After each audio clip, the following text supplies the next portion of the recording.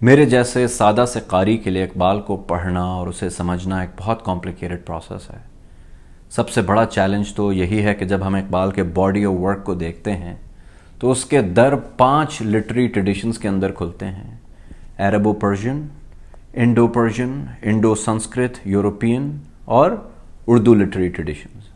اور اسی کے ساتھ ساتھ ان کے کلام میں جو انٹر ٹیکسچوالٹی ہے وہ اپنے ریڈر سے بہت زیادہ نالج ڈیمانڈ کرتی ہے۔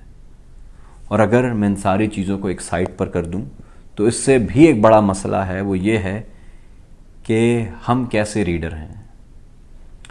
ہماری لمیٹیشنز کیا ہیں، اور اس کے ساتھ ساتھ اقبال کے کیس میں ہماری ٹیمپٹیشنز جو ہیں وہ کیا کیا ہیں،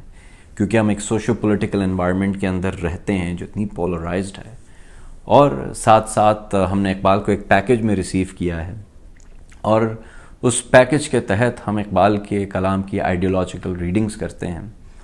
لیکن وہ آئیڈیولوجیکل ریڈنگز جو ہیں ان کے ساتھ ایک بہت بنیادی مسئلہ ہے، وہ یہ ہے کہ وہ آئیڈیولوجیکل ریڈنگز جو ہیں بہت مسلیڈنگ ہیں، کیونکہ ہم اقبال کی